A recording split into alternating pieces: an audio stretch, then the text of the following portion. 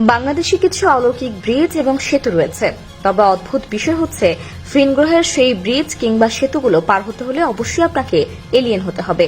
সাধারণ মানুষ হলে চলবে না। এলিয়েন দ্বারা নির্মিত এই সেতুগুলো দেশের জনসাধারণের জন্য প্রায় 2 দশক ধরে তৈরি করা হচ্ছে, অথচ সেতুগুলোতে ওঠারই কোনো ব্যবস্থা নেই। তাহলে এরকম সেতু বানানোর মানে কি? এর কারণ খুঁজে বের করেছে দেশের সাধারণ বিজ্ঞানীগণ।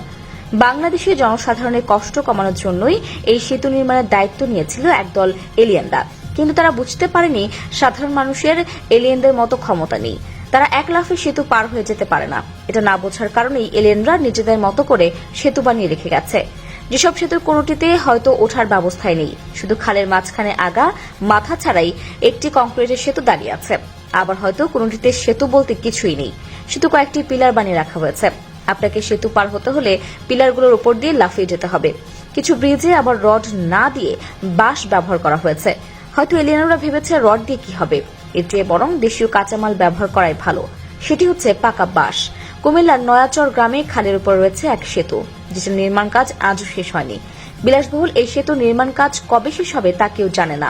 মানুষ শুধু জানে একটি সেতু নির্মাণ করা হচ্ছে। সেখানে গেলে দেখা যায় পানির উপর দাঁড়িয়ে আছে 4টি পিলার। 23 বছর ধরেও ওইভাবেই রয়েছে সেতুটি। পটুয়াখালীতে রয়েছে এমনই একটি সেতু যার নির্মাণ কাজ শুরু হয়েছিল 2012 সালে। এই সেতুতে আবার ওঠার ব্যবস্থা ঠিকই আছে, মাঝখানে শুধু মূল সেতুটাই নেই। দেশে এরকম আরো কত শত এলিয়েন ব্রিজ রয়েছে তা কেবল সেতুর সুমারি হলেই হয়তো বলা সম্ভব।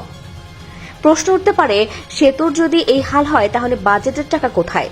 কোন রকম গবেষণা ছাড়াই জানা যায় সেতুর জন্য যে পরিমাণ বাজেট ধরা হয়েছিল তা পুরোটা কাজে লাগেনি বলে এলিয়েনরা সেগুলো ভিন গ্রহে পাঠিয়ে দিয়েছে, যেন ভিন গ্রহের অর্থনীতিতে একটু চাঙ্গা হতে পারে। কেননা তারা অনেক দিলদরিয়া। এখানে আরো প্রশ্ন উঠতে পারে, যদি বাজেট কাজেই না লাগে তাহলে এত খরচ দেখানোর মানে কি? এই প্রশ্নের উত্তর আমরা সবাই জানি, কিন্তু বলবো না। দেশের অত্যাধুনিক সেই সেতুগুলোতে এখন মই ব্যবহার করে কাজ চালাতে হচ্ছে, কারণ সেতুগুলো মানুষের উপযোগী করে আপডেট করার কথা থাকলেও পরবর্তীতে সেই সুযোগ আর হয়ে ওঠেনি, কারণ ভিন গ্রহে শুধু টাকা পাঠিয়ে কাজ হয়নি। তাই এলিয়েনরা বাংলাদেশের চুক্তি বাতিল করে এবার নিজেরাই দৌড় দিয়েছে ভিন গ্রহে। এদিকে সেতুগুলোর এমন হাল হওয়ার আসল কারণ খুঁজে বের করার চেষ্টা করছে দেশের সাধারণ বিজ্ঞানীরা। দীর্ঘশ্বাস ফেলে তারা জানিয়েছে, উন্নয়নের জোয়ারে ভেসে গেছে এসব সেতু। ভাগ্যিস কিছু অংশ মজবুত করে বানানো হয়েছিল, নয়তো আজ আমরা সেটুকু হারাতাম। তবে হারালেও যা, না হারালেও তা, কারণ এসব ব্রিজ কেবলই শোপিস। এত সুন্দর সুন্দর শোপিস বানিয়ে দেওয়ার জন্য আজও উঠতে বসতে এলিয়েনদের স্বল্প আয়ু কামনা করছে দেশের সাধারণ মানুষ। দেখেন, সবাই উন্নয়ন উন্নয়ন উন্নয়ন। তো বন্ধুরা, এই প্রতিবেদনটি ভালো লেগে থাকলে আমাদের কমেন্ট করে জানাবেন। সেই সঙ্গে আমাদের ফেসবুক পেজটিতে ফলো করে রাখুন। তা দর্শক, আজ পর্যন্তই। আবার আসবো নতুন নতুন সব তথ্য নিয়ে। সে পর্যন্ত সবাই ভালো থাকুন, সুস্থ থাকুন।